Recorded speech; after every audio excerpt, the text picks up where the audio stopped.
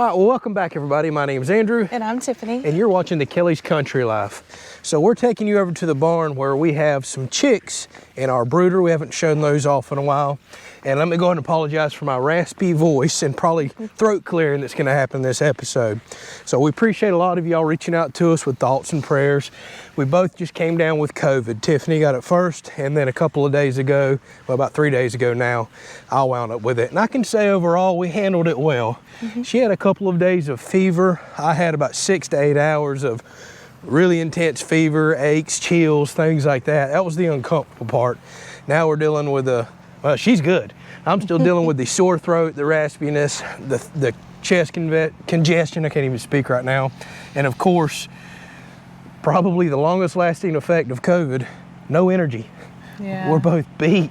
we can't do nothing. See, we had to stop and rest. Yeah, I know. So, well, I also didn't want to walk over to the fan that's running. So I haven't actually got out and did anything in 2 days, and we're gonna see how much energy I have today. Just got done mowing the yard. This episode is gonna be about securing our chicken coop, but we want to show you our chicks real quick, show you the progress there, let you know what's happened, show some interaction with Tiffany because she couldn't, well, be here in the last video because she was laid up in bed with fever. But we're doing well, we're getting through it. Thank y'all again for the thoughts and prayers. Come on, Bullet. And here comes our little dog. He's doing just fine too. So here we are going into our brooder room, AKA my processing room. We make it whatever it needs to be. And here are the baby chicks. And we have a few little stories to tell. So as you can see, they're alive and well, doing great feeding, drinking. They're even starting to get little wings and feathers. But as you can see, this little guy right here in the middle, the little runt, he's got a heck of a story. So this little guy was our most recent hatchling. I know you probably can't see him because of the light there. And he is still trying to figure out how to walk. He's only been born a couple of days. And we had a problem. He did what was called pipping, where he knocked his little beak out of the shell like they do for hatching, and he stayed that way for almost a day and a half to 2 days, to the point I started getting extremely concerned. We could tell this little guy was not going to be able to hatch himself, so we did probably what you shouldn't do, and I assisted him in coming out of the shell, because after almost 2 days you could tell he was probably about to be exhausted and was going to die because that shell had been open for that long. So we helped him out. Took him quite a while to dry off in the incubator, and he's been out here for a couple of days now. We are a little concerned because he is such a runt. He does get picked on a little. He's having a hard time getting around. We actually had another little one right here. He's still somewhat of a runt too. I had to assist that one in hatching. He had the same issue as that, but that little guy is doing very well. He's feeding, he's drinking, he's running around just fine. And he's actually standing up to the bullying that happens with the other chicks. So the little one's name is Chicken Mighty. That's what we decided by the way, to name him. Tiffany's already been on a naming spree, so I apologize. I know a lot of y'all wanted to name some of them. We're going to have to get some more chicks, but Tiffany's been going crazy on naming We have them. a couple that are still nameless. Yeah. So, and Bullet enjoys coming out here seeing his babies. Our dog is obsessed. Yes. I mean, he runs out here all the time. He loves nothing more to get up there and look. Yes. Now, it looks cute. He gets really excited. He looks really interested. He loves watching the chicks, but I think more than anything, he might want to bite the chicks. Oh, yeah. We just got out of the stage of him panting and drooling over watching them. Yeah, I mean, literally licking his lips and kind of biting at the air. Now he's just obsessed with watching. Look at him. He gets to shaking and he gets excited about it. Being that the breed of dog he is, I think he's kind of got a little bit of terror in him. They're designed naturally to go after rats and small things. I think these are more excitement to him for biting than they are for playing. So we're going to have to watch his interaction with them. See the babies? So which ones have you already named? I think all of them. My goodness. So we'll start off with this one since it's closest. This one's Chicken Teriyaki. That's Chicken Teriyaki with the stripe. One. Yeah. And let's see if we can get Chicken Bite in action here. This is Chicken Bite. He likes to bite everybody. He sure does. That was our first one that everybody said is going to be your problem one, and you are not joking. That mean joker right there pecks and jumps on and flips everybody over. It's the bully of the pen there, and that was our firstborn. This is my favorite one. I haven't quite named him yet. He always comes to me and gets in my hand. I'm still thinking on a name for him. Come on. Now, chicken teriyaki right here, it's got to be a mama. Anytime somebody gets something on them, or like this little guy rolls over and gets all the pine shavings on them, chicken teriyaki right there is to the rescue and will peck and clean everybody. I agree. That is, we're going to say her for now. That's her role. She likes to keep the brooder nice and clean. Any other names? Well, that big one over there, I think I named him Chicken Tender. All right. Yeah, he's the biggest one around, and he's had a pretty cool personality so far. I say he, but she. Oh, you got something on you. Yeah. And this little guy right here, which was the other runt, his leg was jacked up for the first couple of days and stayed kicked out to the side. We thought he was going to have issues, but now running around just fine, looking great, healthy, eating, drinking, doing just like you expect. It's just this little runt right here that we're kind of worried about that may not make it. But already 2 days in and still alive. It's a fighter. Yes, Chicken Mighty. Chicken Mighty, I guess that's his name. And y'all weren't joking about them getting their water dirty, their feed dirty. Oh my goodness, I change the water out every day. I've started adding apple cider vinegar to it based on y'all's recommendations.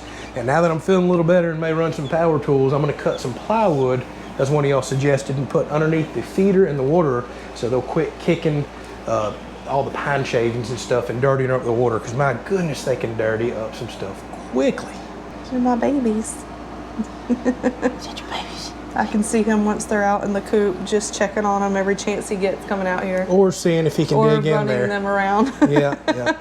So actually, we're about to go outside and do some stuff to the coop to make sure this guy right here, or any foxes or other little animals like that, can't get in it.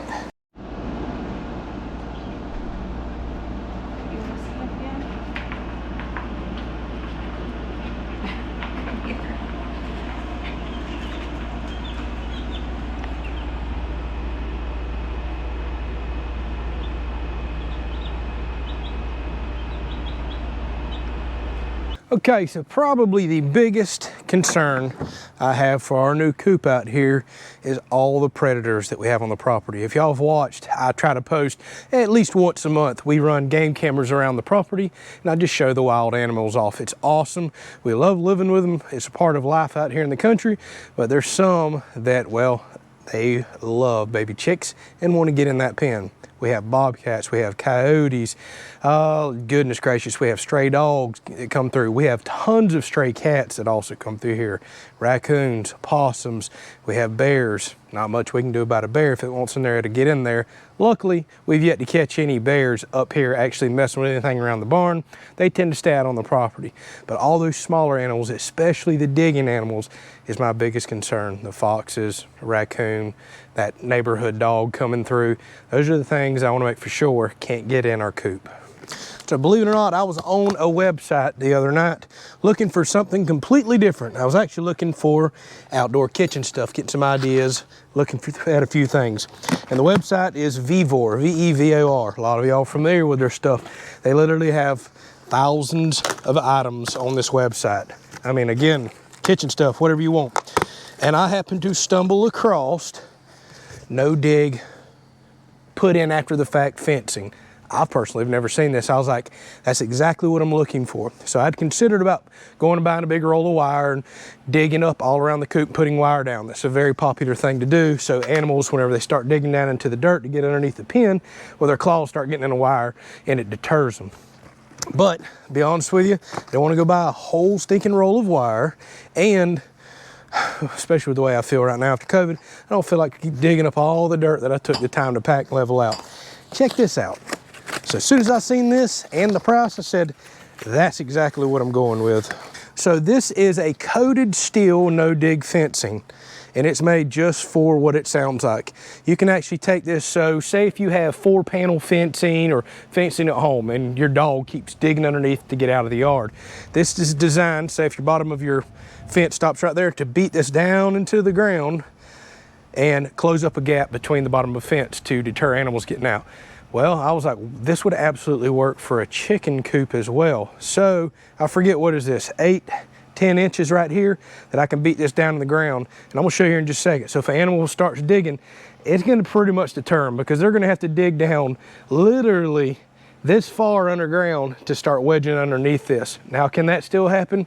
Yes, it can, but this is a good first line defense here. We have several other things we're gonna do out here that's gonna alert me and let me know. That's what this episode's truly all about. So let me get all this unpackaged and show you how this goes together.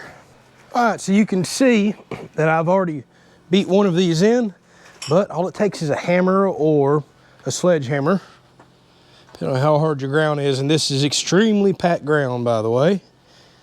Just put it up where you want to work this in and just start beating this in.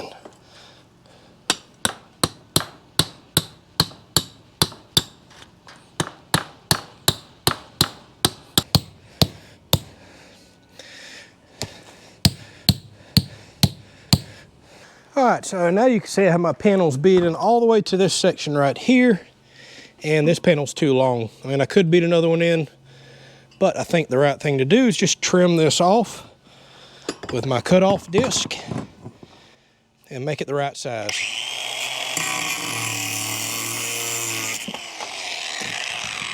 Simple enough. All right, so one thing that I really like and prefer about this stake system over wire is, well, look at how lightweight the end of these small coops are. You can actually pick it up. I mean, a good sized raccoon or coyote or anything could actually pick this up and over the no dig barrier I just put in. So what I just did is I went around and drilled a few holes through this pipe, and I'm actually now going to screw my coop into these stakes that are buried deep into this extremely hard ground. Oh my goodness, I had a hard time beating them in. And now my coop is not going anywhere.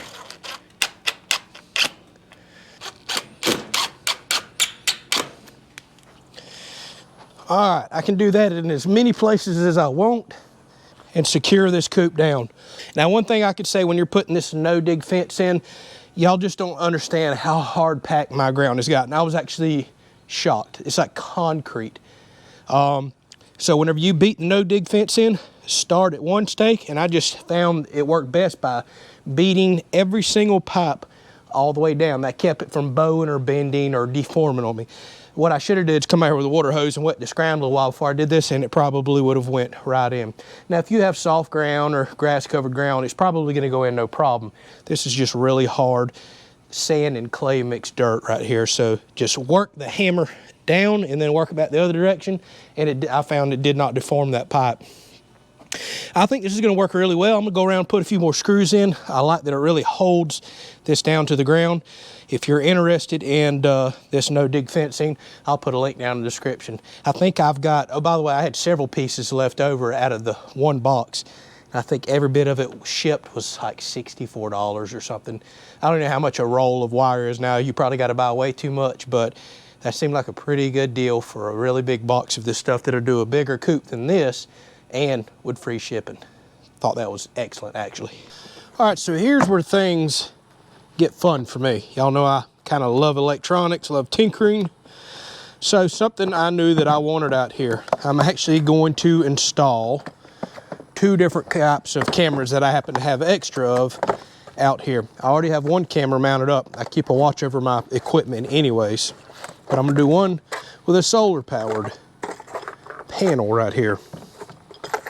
So y'all seen me install these at the house before. These are the Reolink Argus 3s.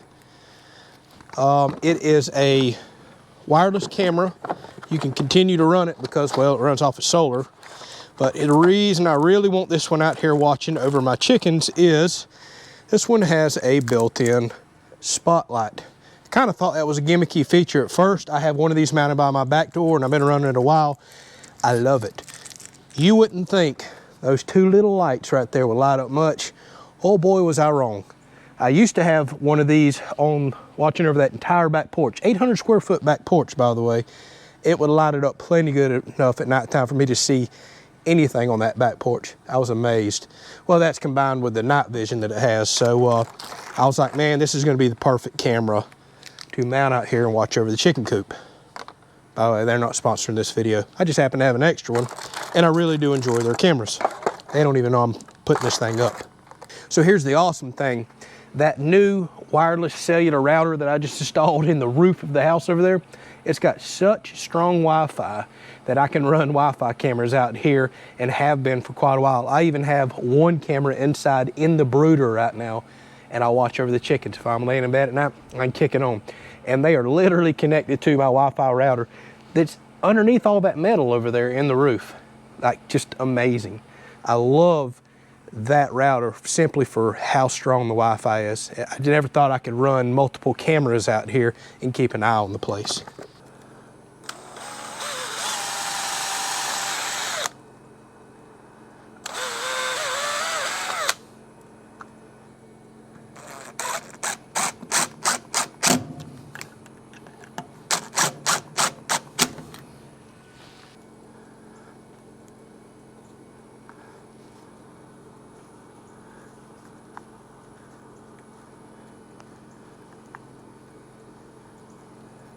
Now, I should also mention the other beautiful thing about this is has motion detection on it. It's got a infrared sensor right here. So I'll turn it on this camera, and I have another one over there. And I can have it to where it'll notify me at night if I'm laying in bed, a fox, a raccoon, or something comes out here and starts messing around the pen and digging. Well, we can handle the situation. I can get notified, flip it up on my phone real quick. Oh no, something doesn't look right. I'm right out off of the back porch, right over here in a matter of seconds if I need to be.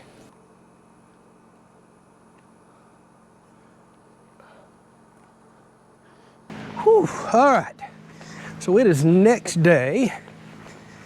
I ain't gonna lie to y'all, I got so winded out here working yesterday, ever since COVID. Man, I just don't have no energy. I get winded so easy. And we just went through some severe thunderstorms last night, today, more coming. So let's get to work. All right, so if y'all are any long-term viewer of the channel, you know I love to tinker with stuff. I can't leave nothing alone. So here it is being Florida. By the time I put these chicks out here in this coop, it's gonna be right in the heat of August, potentially our hottest month. And I wanna get some airflow through this coop. So we're gonna automate this system, as well as we're gonna automate it for a heat lamp in the winter, because we can get in the 20s and sometimes teens here in North Florida. So I got to looking at this slide door for ventilation right here, and I've got an idea. So I'm gonna pop a couple of these screws out, take the trim off, take this door out, and we are going to put an actual fan here for forced ventilation. So the place that I think that we can really do some good with forced ventilation is maybe utilizing this door right here. So I can open and close that for ventilation itself, but I want to make for sure if I left it open at nighttime and animals did somehow dig into this pen, which is going to be very hard for them to do after all this no-dig fence, but it can happen.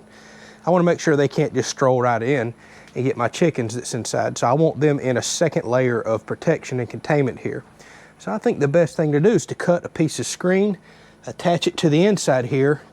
So if I leave this up at nighttime, there is wire, I mean heavy duty wire right there that animals can't get through, but my chickens are still getting ventilation. And if it's wintertime and they're freezing cold in there, all I have to do is close this to block off the ventilation.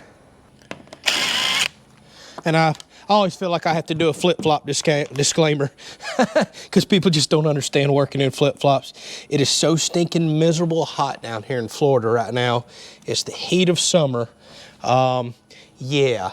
These flip-flops are staying on right now. Now, if I was doing any dangerous work out here today, I had to go put some shoes on. It is just miserable hot, y'all. So I did a homemade ice maker build on the channel a while back, and I happen to have used some very powerful and somewhat waterproof computer fans. And this one happens to have a shroud on it. And I'm gonna leave the shroud on this, so say if it's winter, and I want to close this and block off some really cold air, I'm actually going to go get me a PVC cap that'll go right over this, and then there's no ventilation flowing through. So my thoughts are to cut a big hole right here, mount this fan to the outside, and whenever I want to open that, I get natural ventilation. Whenever I want to close it, now I can get forced ventilation. And I have something automated to turn this fan off and on. We'll show you that in just a second. All right, so I happen to have a really big hole saw bit here that would work just about perfect for this situation. Just got to make for sure that I do not break this piece.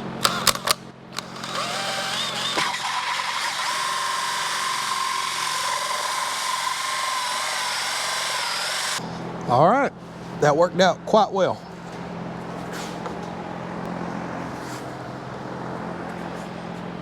Now let's see how I want to attach this fan.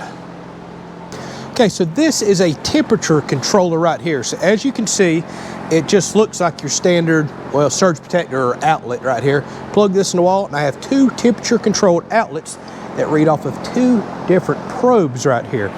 So a lot of people use these for reptile aquariums and things like that to control heat lamps and heat in general. So probe number 2 controls outlet number 2. Probe number 1 controls outlet number 1. Here's the cool thing about this. I'm gonna mount both these probes inside of my chicken coop to monitor temperature. And then I'm gonna plug this fan into outlet 1. There's an LCD screen right here, and I'm gonna program that for a certain temperature range, if we get too hot, I want this fan to kick on. Once we reach a certain temperature, I want it to kick off. That's very important, so we can pull in fresh, cooler outside air whenever it gets stifling hot inside that enclosed space. Now, on the flip side of that, probe number 2 in the winter, I have it in there side by side with this one reading outlet number 2. I'll put a heat lamp in on that. So if we start dropping too much temperature at night, I'll play with different wattage heat lamps in there because it's such a small space. I may have to go to something like a 60 watt incandescent bulb or something, but regardless, this will say, hey, it's getting too cold. It'll kick on the other outlet that I'll have a heat lamp in there, heat the space up, keep the chickens in a comfortable temperature, and then kick off if the space gets too hot, all while we're inside sleeping or going to the store or wherever that is. This right here is key to get you truly controlled space without you having to constantly worry and go out there and monitor. Now this is just a small coop that was donated to the channel if you watched that video a while back. We're gonna build a big custom coop on the channel here in a few months, and wait till you see the automation that I'm gonna put in that, from automation, controlled doors to controlled heat lamps, ventilation, everything. I love to tinker, I love to do stuff like this. And here's the kicker. I think I only paid like $30 for this thing right here, maybe a little more. I'll put this down in the description if you're interested, as well as these computer fans or anything else that you may want to have. But for not much money, I can have a fully automated chicken coop that takes care of itself, keeps my chickens nice and comfortable, all meanwhile I don't have to be out here constantly babysitting it.